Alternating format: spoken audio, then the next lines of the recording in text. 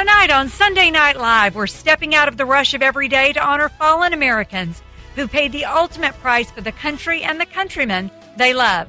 It's Memorial Day weekend, and Sunday Night Live salutes all who have fallen and those who serve today.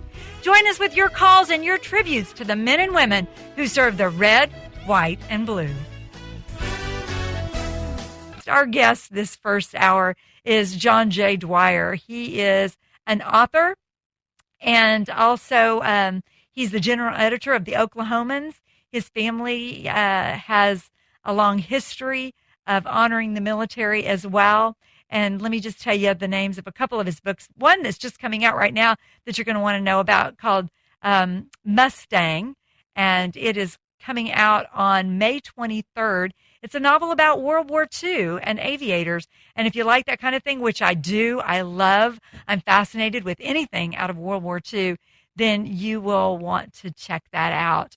John, welcome to Sunday Night Live. So glad to have you here. Well, it's an honor to be with you, Kim, and your wonderful guests on this special time of our year. Well, let me just start by asking you this, because we actually were headed up to Oklahoma this weekend. Lots of flooding, lots of tornadoes, and it just keeps one hit after another. How are you guys doing? Well, I tell you, you picked a good weekend not to come, Kim. It's, you may have seen, unfortunately, there were some killer tornadoes, El Reno, which is West Oklahoma City area, and the whole state's kind of flooded out. And what we hear, there's more yet to come. So be careful, any of your listeners that are headed up this way for the next few days. Make sure to check the roads and the forecasts and all before you head up here. Well, good advice, and I think we will. My mom is someone who was born and raised in Oklahoma and had her house blown down when she was 10 years old. And so, as she always says, she doesn't mess around with that kind of stuff. Well, that pioneer spirit, right? Whereabouts in Oklahoma did all that happen, Kim? You know, we are from northern Oklahoma, Blackwell, Ponca City, Tonkawa. That's where my people hail. Well, if you know where Enid is, not too far from those places, I'm actually speaking at Enid, of course, a great military town, Vance Air Base, and I'm speaking at their annual Memorial Day ceremony tomorrow in the airport hangar, which, of course, is going to be honoring our fallen and all of that have served and all of our patriots, kind of in the way you're doing this evening on your program. Let's talk about that, and particularly let me just start with sort of your history and why this, as a historian, this area of military service, wartime is so fascinating to you. And why have you decided to camp on that segment of history? Well, Kim, I would say, I'm a baby boomer. And, of course, those of your listeners that are baby boomers that were, I was born in the mid-'50s, but born post-World War II up through the early to mid-'60s. We were raised with an unseen presence, a seat at the dinner table where there wasn't anybody sitting there, but there was always this presence, this influence that was World War II.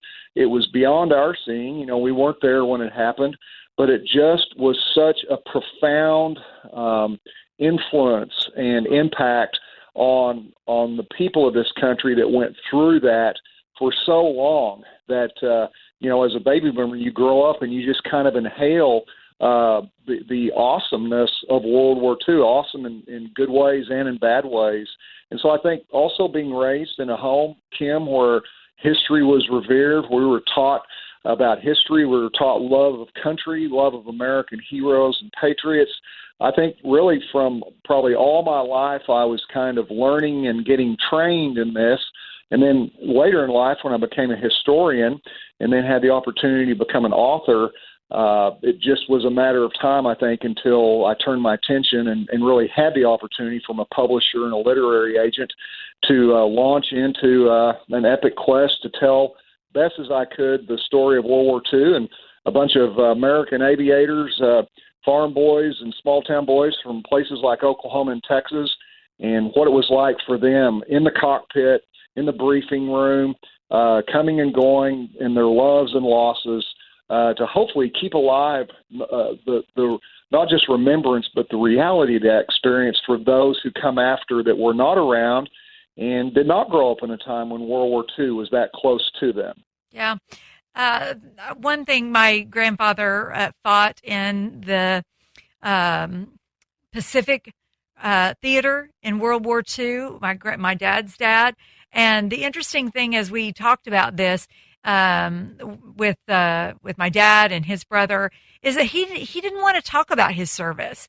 You know, and that was the interesting thing, particularly unique, I think, about the what they call the Great Generation, the Greatest Generation, is they came home and they buckled down and they got to the business of doing life, and they didn't really talk about. And there were, gosh, that war was so intense. It went on for so many years. They lost so many comrades, and so many friends, and it's not something that they spent much time talking about. And yet, you've had the privilege of getting to interview and talk with a lot of veterans. And what stands out to you, particularly about that generation and their service?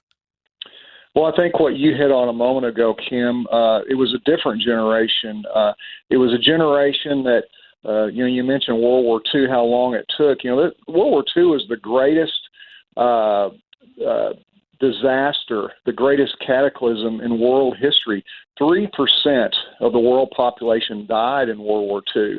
That's, of course, dwarfed by the amount of people that were injured, that were wounded, that were maimed, the psychological scarring that untold millions of soldiers and civilians went through from countries across the world.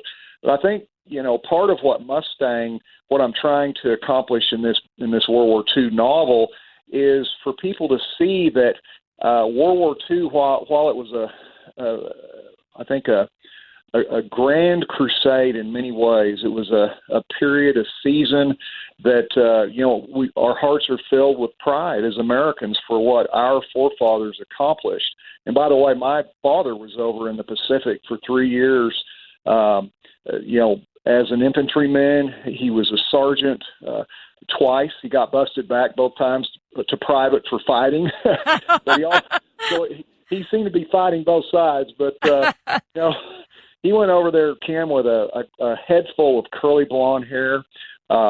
He lost his entire head of hair. He got malaria, strafed by Japanese Zeros on a New Guinea airfield, lost several of his good friends.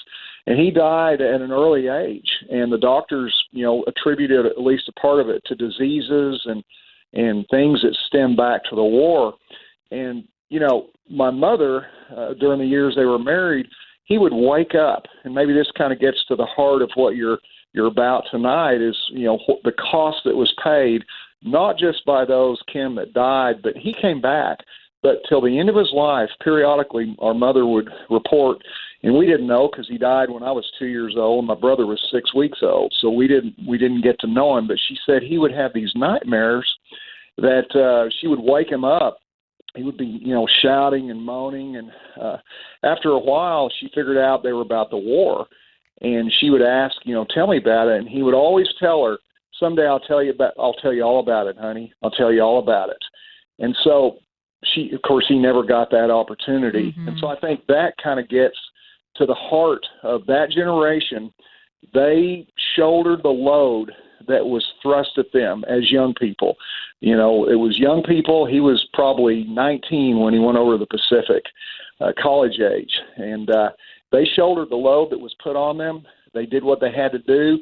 They suffered, and they came back. And they didn't unload or burden others with it. Yeah. And I think, they didn't have the opportunities for counseling and all sorts of things that, thankfully, our veterans have today. So it really was a different generation. What I'm trying to do, partly in telling this story, is for folks to realize the cost that was paid, not just by those who died, but the American patriots that did come home and what they brought home with them, and part of what they did not bring home, what they lost and left behind on the battlefield. That's where I'm torn on Memorial Day, because the reality is that every person who enlists, who signs up, who goes, is willing to lay down their life.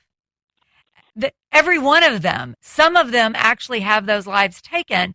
All of them are in that place that they are willing to follow the orders that could put them in the place of having their lives taken. And so while certainly we remember those who paid the ultimate price, we also have to remember all of those who were and are willing to pay the ultimate price. There's no lesser degree of honor for those who returned home than for those who were buried on the battlefield. And as you say, so many of them come home. I think of my own grandfather, John. I mean, I can't tell you what role what he experienced played in his future life as he came home. I know that as he served in the Pacific Theater, he was in the communications division, which meant he was the first on the ground to try to set up some sort of communication link so that when the troops got there, so he got there and there was no one there to protect their division. They had to just get there and get some communication link up. But when he came home, I know that he developed into a significant alcoholic and had problems with anger management. And, as you say, they didn't put him into therapy. I mean, somebody hurts our feelings, we go into therapy. They came home and this just wasn't anything that was understood. The idea of post-traumatic stress and the need to process it and look at it and wrestle with it with a professional. And so I think about, as you say, the things that died for them on the battlefield, even if that person came home, just the recognition of being able to honor them for their willingness to do that. Yes, Kim, and those words are so truly spoken. And I guess what I tried to do in the story of Mustang is to allow the American reader to venture into a dangerous place. That is, what was the real experience of the soldiers, the airmen, the sailors, the Marines, what they went through, not just in a plaque or a painting or a film or a story in school that so often are rightfully to honor them, but are also quite sanitized because it's very difficult for us to enter into the suffering and the darkness that goes into what it took to win a war against two of the mightiest military machines in world history. I mean, the Germans, it took 6 years for most of the world to beat them. People forget that it was, Europe, it was France, it was Great Britain, the British Empire, it was Russia, who was the largest country in the world. It was the United States and much of the Western Hemisphere. It took 6 years to beat Germany. And the Japanese, what it took to defeat them, they had China and Britain and America and Australia, all the Pacific free powers against them. So this was a desperate and brutal conflict beyond anything that any of us that are alive today have experienced in our lifetimes.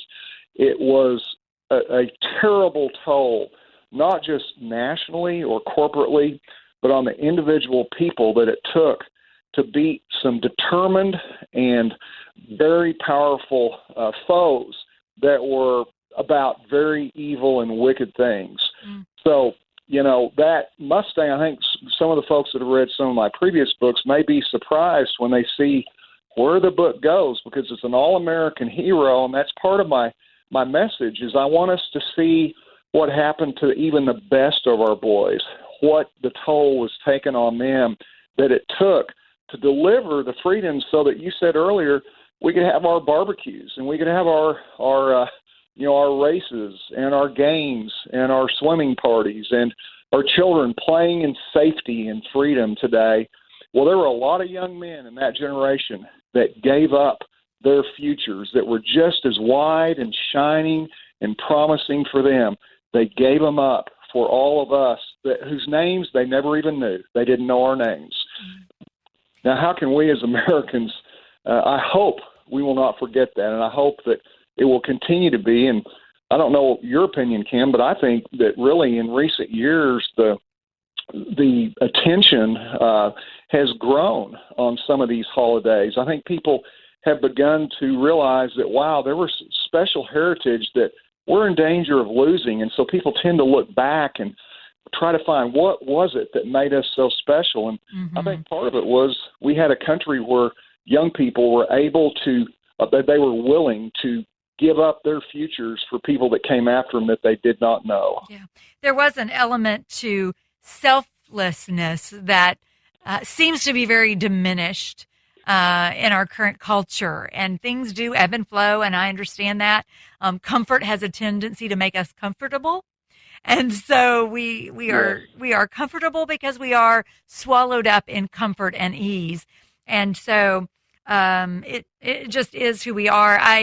I really appreciate so much, as you said, seems to be this resurgence of being able to look back, and with the onset of streaming cable services, streaming video services, there's so many incredible documentaries and then incredible books like yours. I mean, for some people, history can be dry, just to look at facts and figures. So to be able to take story and unfold reality wrapped in story, especially if it's a story that really is committed to depicting the reality of the time and the circumstance, I think can be a very powerful way for us to remember who we are, the nature and the character of the national nature and character of our country. And so I think it's a good time for that. I think there's a lot of great documentary, a lot of great filmmaking, and some really great fiction writing that can help us go there.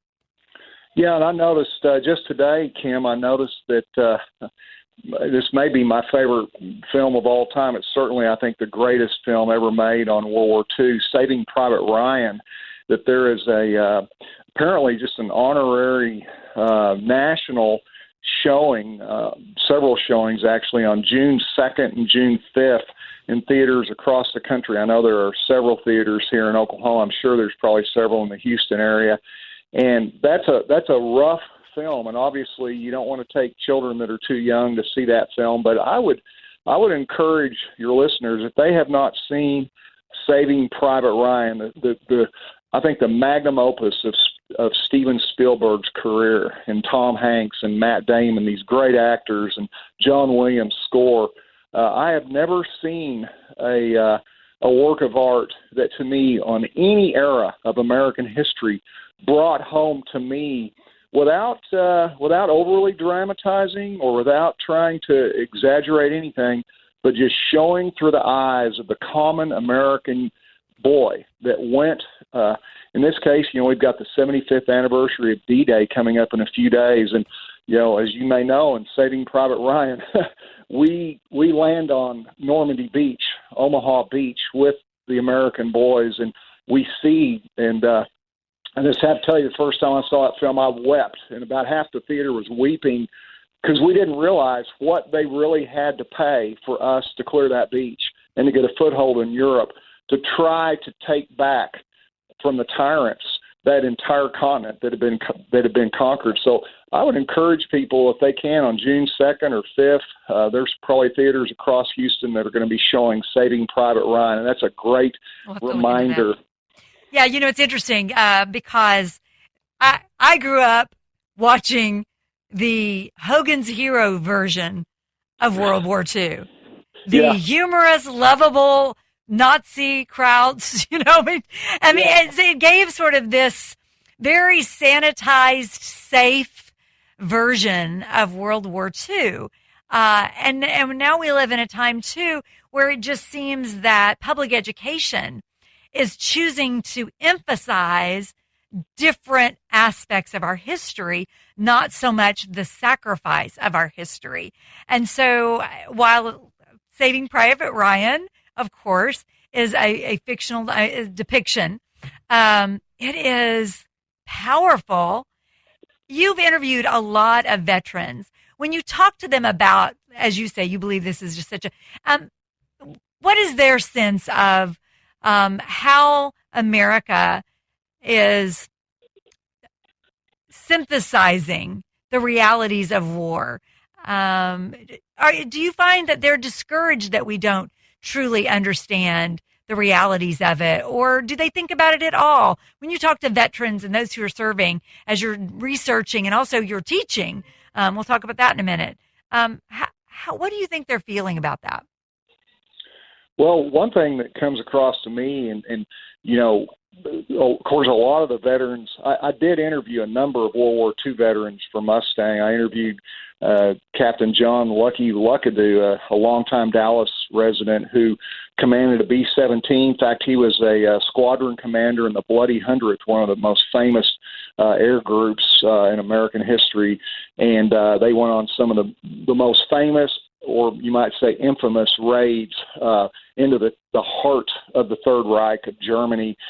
Spent 4 hours interviewing him, and I talked to a Mustang pilot from Dallas, also a 92-year-old Oscar Bushwar, who flew 91 missions in a P-51. And so those guys, of course, they in the way of their generation, Kim, they give it to you with the bark on. In other words, their remembrance of World War II was a lot less sanitized, again, than what we have done, as we have kind of dumbed it down and made it, palpable and palatable for a modern audience. And so part of what opened my eyes was hearing just how rough it was. And I'm not going to say cynical, but those guys really had a real hard-eyed realism to every part of that did not fit with the Hollywood version a lot of times. But I also tell you that many of the people I've interviewed have been veterans in the modern age. You know, I've taught at Southern Nazarene University in OKC for almost 15 years now, and Southern Nazarene is one of the original 13 colleges that were designated by the U.S. Department of Education as centers of excellence for veteran student success. That means we have a strong focus on recruiting, drawing, and helping support veterans to get their college degrees at Southern Nazarene. And so I have to tell you that those guys and gals helped write Mustang. I mean, I have not been in combat. Those people that have been deployed in Afghanistan and Iraq, many of them, multiple tours, I learned from them, not just in class, but after class, before class, off campus, countless hours of conversations, of laughter and storytelling and tears. I learned and I saw firsthand that if they've been in combat, they all have PTSD, Kim. It's not just some, it's not just the more sensitive ones. It manifests itself differently, but nobody escapes scot-free if you have been in that environment. And that was a real sobering eye-opener to me. So I think as I told the story of Mustang, these just precious patriots that I've taught for 15 years, they helped tell the story. I didn't even realize it till the book was finished that I couldn't have understood Lance Rourke and Waddy Young and the heroes of the book had I not gotten to know the veterans that I myself have been teaching in our modern age. Mm. We're going to take a quick break. What better way to celebrate Memorial Day than to stop and to think about those who have served, those who are willing to put their lives on the line, and those who did indeed lay down their lives. There is no greater love than to lay down one's life for one's friends. Those were Jesus's words. He laid down his life for all that he might call them friend. And yet here we also have those who walked in his footsteps in a small way, who put themselves in harm's way, and many who did not return. Tonight, we're taking your calls, 832-644-5725. Phone lines are open now. What is it like to be a family who has one willing to lay down their life? Call and share with us. We'll be right back.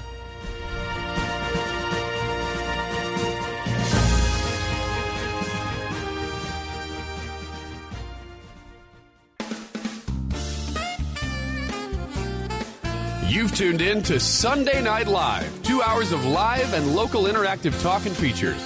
Join the conversation at 832-644-5725. That's 832-644-5725. Or email your comments and questions to djonair@ksbj.org. Now back to your host, Kim Wier. It is Memorial Day weekend, and what an honor it is to really spend the whole 2 hours in one form or fashion talking about the privilege that we have that others would count us and our nation worthy of their own lives. Going back as far as the history of this nation, Men and women have been able to put themselves at risk and hazard to be willing to lay down their life for something they considered worth the sacrifice. And what does it feel like to know that there are those who feel that we are worth the sacrifice, who feel that our nation is worth the sacrifice? It's a great thing to be able to sit around over Memorial Day weekend, isn't it? And do a little barbecuing and cook up some hot dogs and maybe watch some baseball.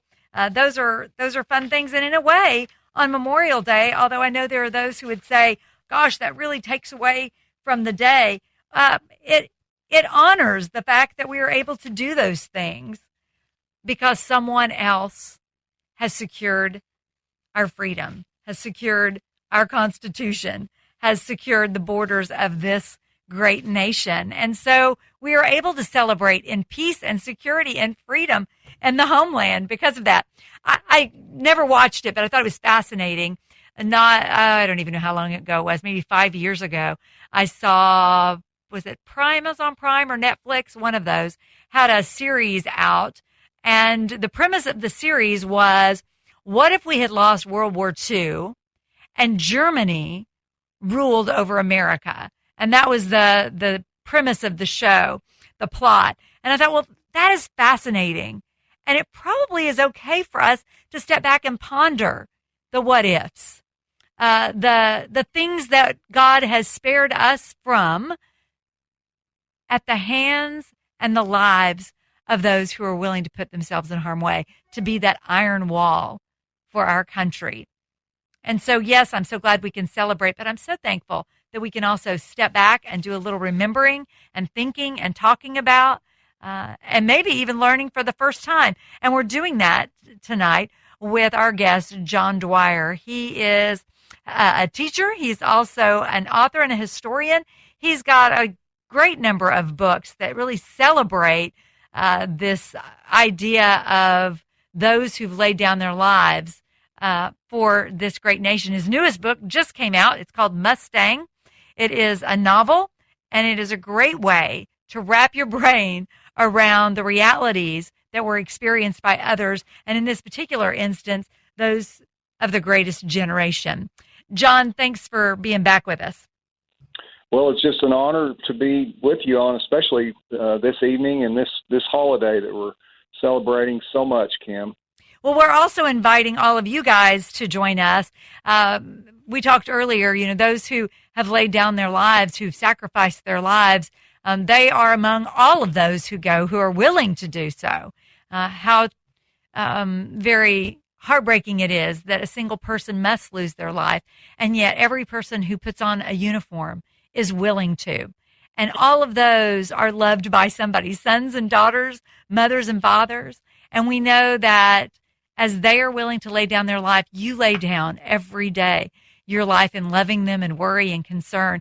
We'd love to hear a little bit about them and their stories. What does it feel like for you to be a military family, a mom or a dad, a wife, a sister or a brother who stays at home knowing that a training mission or a deployment could lead you to be one who commemorates Memorial Day in a very personal way?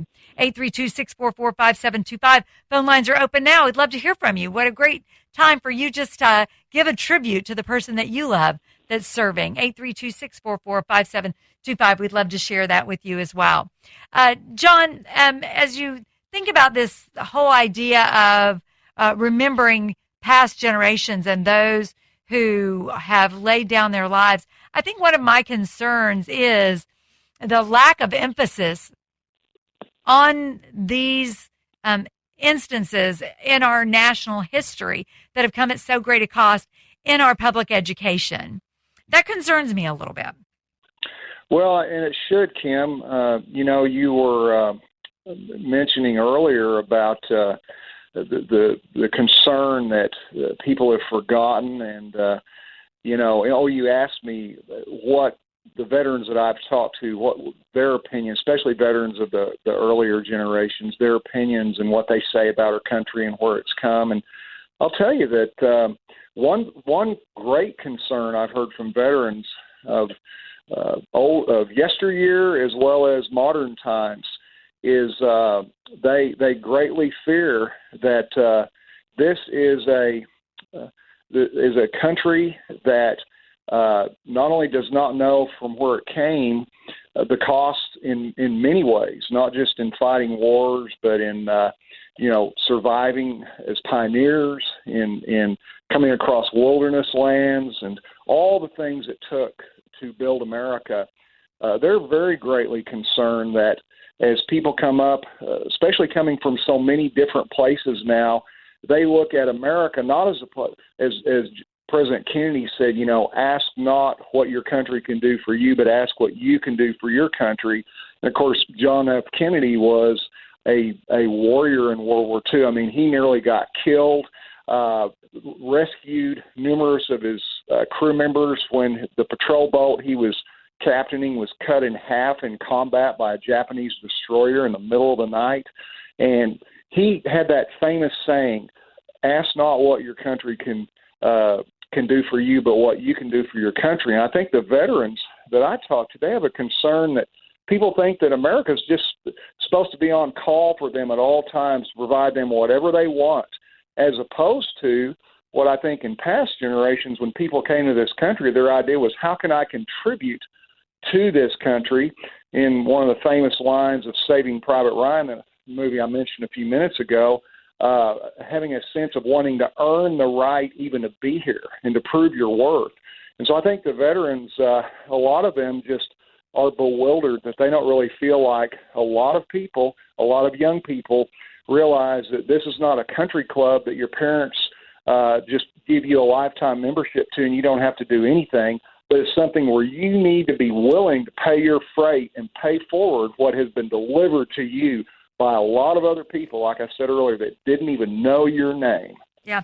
I think the last time talk about that idea, and I think that's really a perfect reference, this idea of the Kennedy reference, ask not what you can do for your country, but what your country can do for you, but what you can do for your country. I think that the next time we saw such a beautiful picture of that was after 9/11, when there was this resurgence of people who wanted to join the military to defend our nation. We had this picture of that was, I think we have forgotten what happens when there is not a strong vigilance and when there are not the guards at the doorpost. And there was this beautiful resurgence of people who embodied that exact thing. What can I do for my country? That were stirred in that way anew, as the greatest generation was. And it's a moving thing to behold. Indeed it is. You mentioned President Reagan a while ago, and I would hope your listeners, if they haven't done it recently, go to YouTube and just type in President Reagan D-Day 40th anniversary and watch President Reagan's talk on Normandy Beach.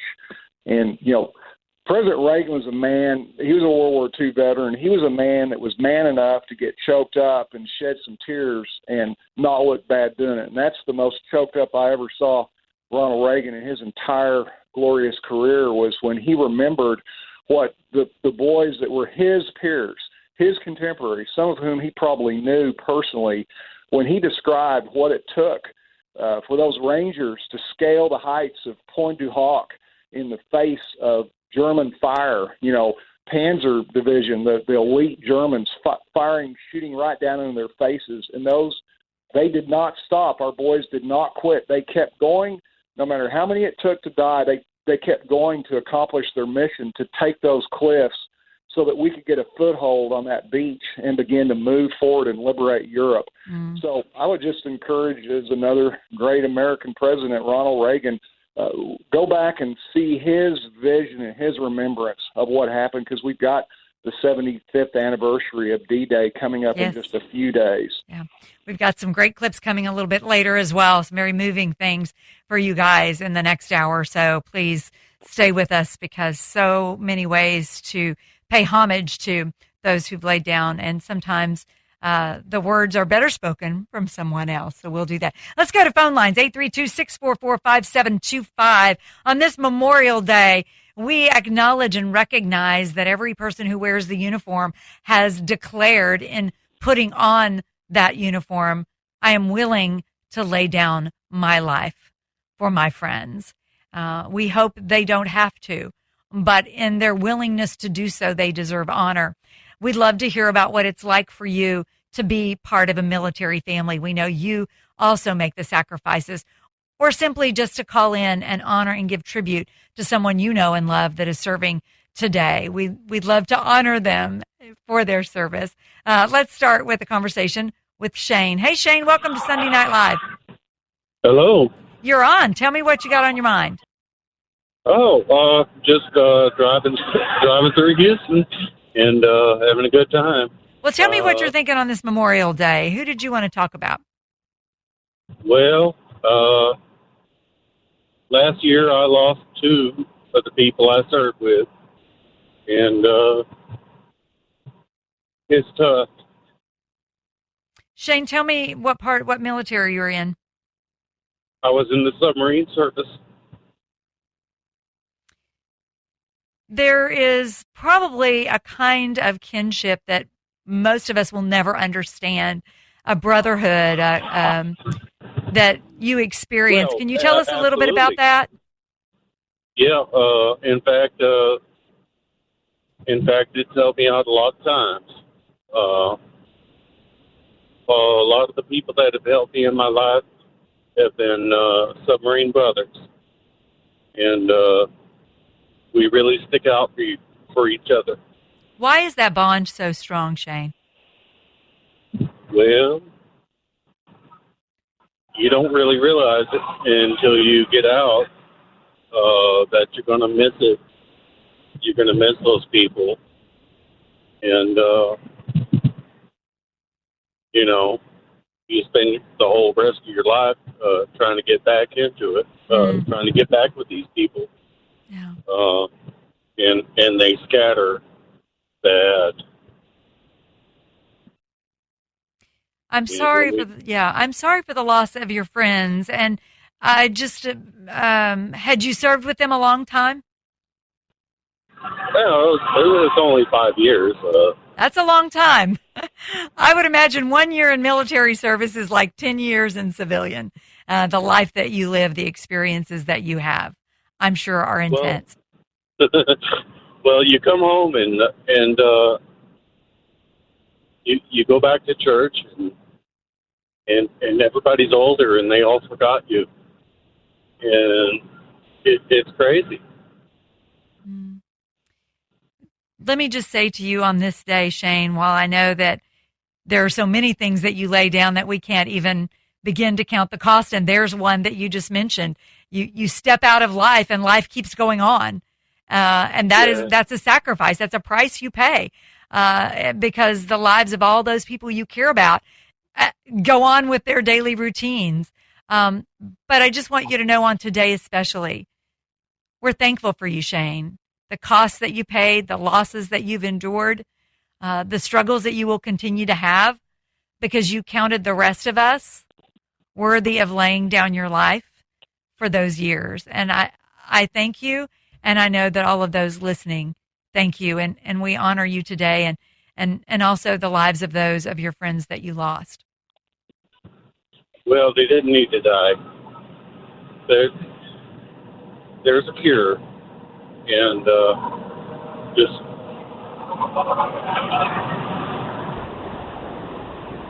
they didn't need to do that. Yeah, I'm sorry.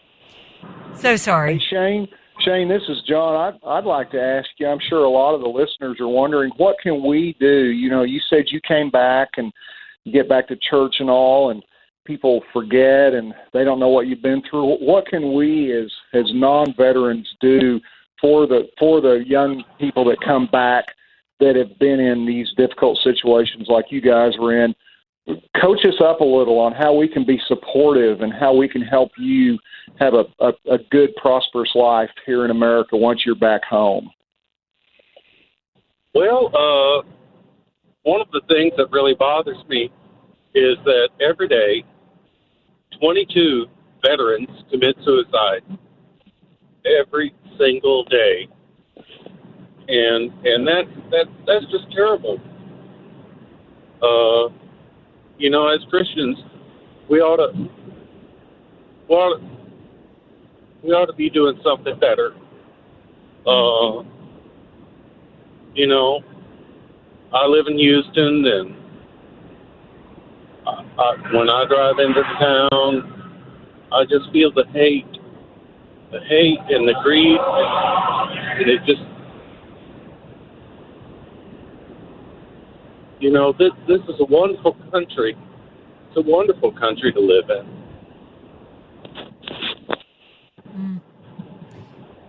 Shane, I Yes, ma'am.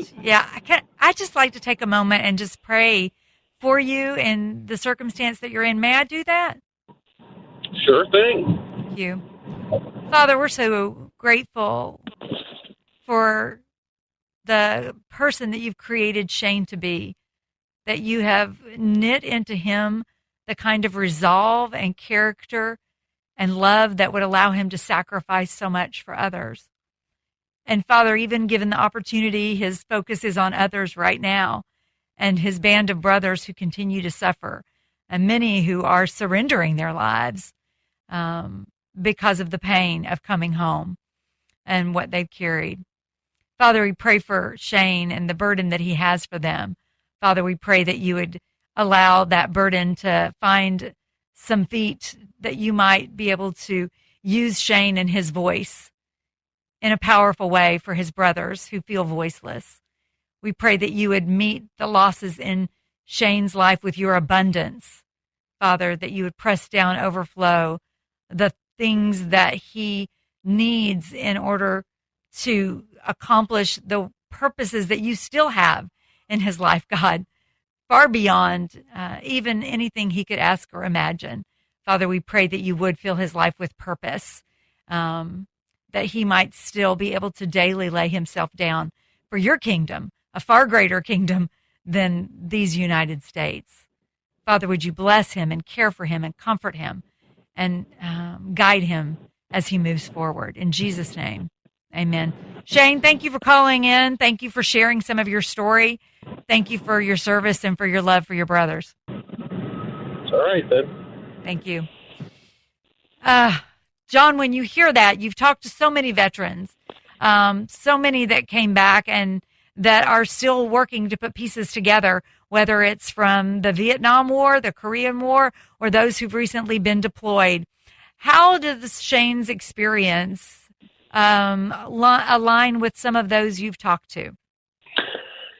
It's hard to even say, Kim. I've heard it 1,000 times, and that's, we don't realize it, that all these brave patriots, they're part of why we don't realize it and they don't talk about it is because they're brave. And like you said, they're servants. They're not wanting to burden other people with their troubles. But I'm just saying, they have troubles. Most of them that come back, they have troubles. And Shane is not unusual. And I will tell you just real quick, one of the stories that has stuck with me, one of my students from a few years ago, decorated Marine. He was a sergeant, and I had him in a course, and we got to know each other better as the course went on. And toward the end, we had some private conversations, and one night I could tell he was really, really upset. And we talked, and he looked at me and he said, I didn't lose a soldier, or I didn't lose a Marine out of my platoon when I was in Iraq. I got them all home.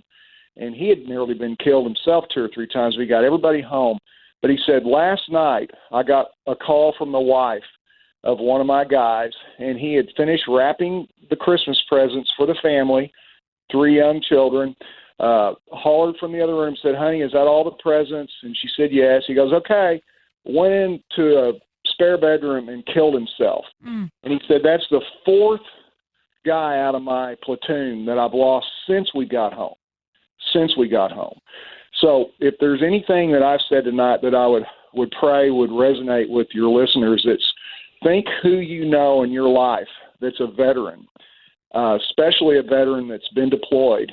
And we don't know who's gone through hard times and who hasn't. But be a friend to them, and don't just treat them separately or like there's something that's in the zoo or strange, but get to be a friend to where you know them well enough and you can begin to ask and live with your life. How can I help? How can I support you? How can I pray for you? As Christians, we can ask that question. You ask that question, how can I pray for you? You're eventually going to find out how you can pray for them. And if they don't have a prayer request, if they don't have anything they tell you that you can pray for, I can almost guarantee you that is a person you need to pray for real hard. So think about who in your life do you know that's a veteran, and we need to wrap our arms, especially as Christians, around these folks because they may be in church or they may not. But if they've been deployed, if they've been in combat, even if they haven't been in combat, like he may have been referring, there's a lot of accidents. There were thousands of American airmen that died in World War II just in training incidents, training activities. So figure out a person that you personally can encourage and support because there are a lot of guys out there just like Shane that won't tell you, but they are they're broken inside from stuff that's happened overseas. Yeah. 832-644-5725. That's the number. It's Memorial Day weekend. We're also honoring those who continue to put their lives on the line for those of us who enjoy the protection that is provided by that kind of a selfless shield all over the world. And also honoring you as families who lay your lives down, put your lives on hold in so many ways, that sacrifice significant kinds of loss in order for the person that you love to serve our country. We'd love to talk with you as well and hear your story, who you honor, and maybe how we could pray for you and encourage you. 832-644-5725. That's the number. Phone lines are open. Our guest is John J. Dwyer. He is someone who has spent time working with and teaching veterans and also writing about the history of those who have served. He's got a great book coming out called Mustang. It's actually was out a couple weeks ago, and it focuses on World War II. One of the things that they say, John, that is a cliche we've often heard, is that there's no atheists in foxholes. And the idea behind that is, look, when bullets are buzzing over your head, a lot of people will stop and start thinking, what do I really believe about God? Because I sure need his help right now. When you started writing this book, and as you taught these classes and you work with veterans, how have you seen faith play an integral role? Well, I tell you, I've seen it go both directions. You know, I've seen situations where soldiers have lost their faith. I mean, I've had guys tell me that in some of these conversations through the years. They've become so embittered. They've just stuff we don't like to talk about. It's tragic. I've also seen situations where they've gone through difficult times, because almost all of them have gone through difficult times if they've been in dangerous situations overseas. But through that brokenness, the love of Christ has shown through. And again, that usually happens if we Christians come around them. Sometimes it's a wife, and I don't know who might be listening right now, but that might have a husband, a wife, whatever, that you're to the end of yourself wondering, are you going to have the original them back again? And I would say, don't give up. Forgive 7 times, 70 times. If you need help, get help. Don't be too proud.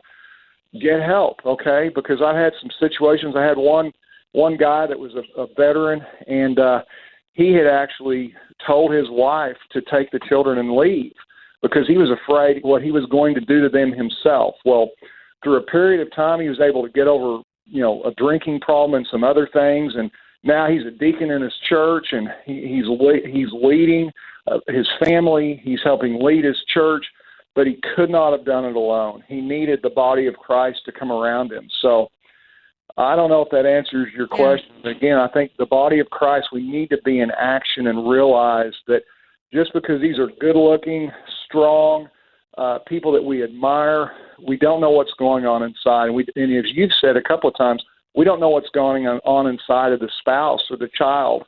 So we just got to not assume that everything is okay and wrap our arms around them and support them, because they, like you said, they sure put themselves on the line for us. So many it's similar to so many things we go through. When somebody loses a spouse, we don't know what to say, so we have a tendency to pull back so that we won't make them feel awkward or we won't feel awkward. Somebody goes through a major catastrophic health issue. We don't know what to say, so we pull back so that we don't make either one of us feel awkward. And the same thing is true, I think, when it comes to the veterans that are in our faith families, is we're not 100% sure what to do and what to say. And that's not a reason to pull back. They don't need, it's like every other circumstance. Nobody is waiting for us to fix their problem, but it's just good to be heard and seen. And that is something that we can do for those who are in our midst, whether they're serving now in their home or whether they are veterans who are in our midst. We can see them. We can hear them. We can be willing to share their pain, not fix their pain.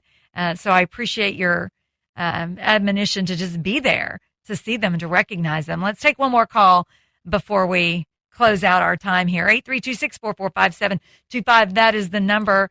Let's talk with Jeff. Hey, Jeff, welcome to Sunday Night Live. Hello. Tell us a little bit about you and your service, Jeff.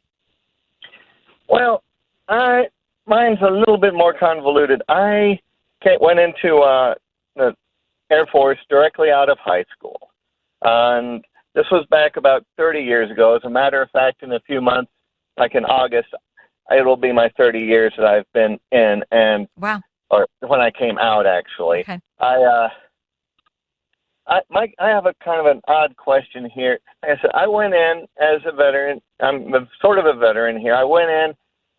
I was in a bad situation. Basically, they put me in with the least suited job that I could get. According to all these tests, I was then dealing with ammunition and such, and these large 500, 2,000-pound bombs out in Germany. This was all just before Desert Storm, so we weren't at war with anyone actively. And as a 19-year-old kid, I started looking at all these things and started looking at thinking these things are meant to kill people, and counting the amount of lives that each of these potential things bombs would take, and it threw me into severe depression. I wound up almost in alcoholism. I was in Germany. It was legal to drink. And everything just went downhill from there. About a year into my service, I got discharged. General under honorable circumstances, because just basically they said I was emotionally or mentally incompatible with service at the time. I was too young. And I just keep thinking, it's like, I don't want to call myself, I feel like, I don't know where I fit in that. You know, I'm a veteran. Sure. I tried serving. But, you know, I don't want to call myself a veteran in time, and say in a way that I am at the level of these people that served for even the full time. I tried. You know, I was willing. It just didn't pan out. And I just don't know sometimes where. It took 30 years. I work for the Postal Service now, and it's the first time I've had someone that kind of thanks me and honors me for my service, and I feel okay about that. But I don't know how the general populace. Yeah. You know, do I call myself? Do I have the right to call myself a veteran? I mean, you know, I tried, but. Well, Jeff, everybody's got to speak for themselves, but let me just tell you this. Thank you for serving. Thank you for putting yourself out there. Thank you for being 19. I look around at this generation of 19 to 30-year-olds, and it's very difficult for them to even want to work a job more than a year because, you know, they feel like they need a break. So let me just say to you, Jeff, thank you for being willing to go and to serve your country. I appreciate you. You are a veteran, and I can't even imagine what my reaction would be to that very thing, knowing I was building things that were going to kill people. That is war, and it is hard. And it is hard for mature men and women, let alone young boys and young women. So, John, any thoughts to encourage? Absolutely, Jeff. You're as much of a patriot as the fighter ace, as the Medal of Honor winner, as anyone else that ever put on a uniform. what more honorable way of suffering than being concerned and heartsick over possibly hurting other people. And I've got to tell you, a lot of these veterans from, a lot of the World War II guys I talked about, they had a lot of guilt over the fact they did hurt people, even when it was sometimes in self-defense. So, Jeff, you put on the uniform and you got wounded.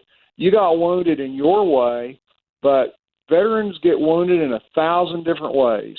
And I've got to tell you that any veteran I've ever talked to, no matter how many medals they got, no matter how much of a hero that they were, that we call them, how much we honor them, if you talk to them privately, they all have a sense of guilt that they were not worthy, that they did not deserve to come home, that they were not up to the name and the uniform that they wore and that we honor them for. So, brother, I just want to encourage you that you're in good company in one way, that the most decorated and honored veterans have a lot of the same feelings that you do. And I think that's a sign of humility.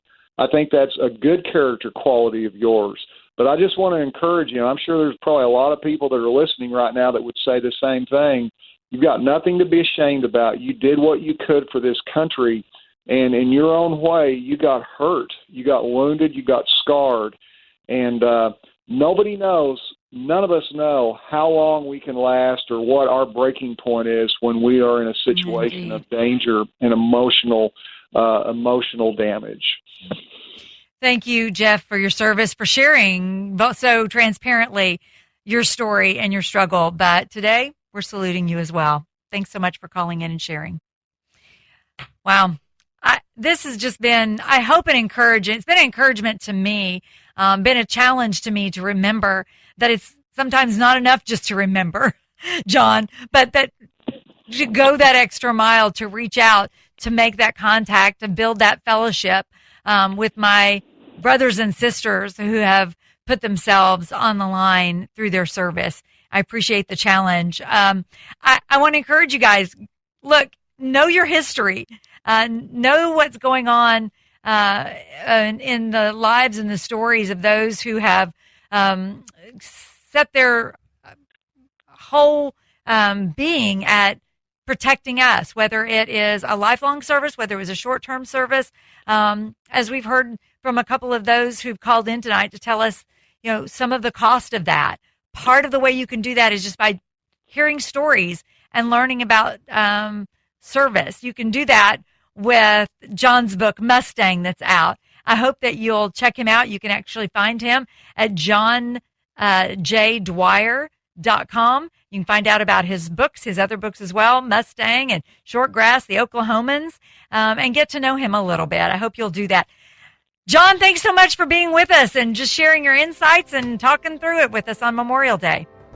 Well, it's an honor, Kim. It really is. You've got a great show. Your station is known far and wide, way beyond Houston. So thanks for letting me be a small part of it as we remember, as Christians, as we should be, to be humble for the country we're part of and to be servants toward those that are hurt and in need. And sometimes we just need to step out a little and find who those people are. And I hope we'll all find a veteran or a veteran's family member to encourage, to pray for, and to help in the days ahead. Well said. We'll take that to heart. Thank you, John. All right, friends, don't go away. We've got some great stuff still coming on this Memorial Day weekend.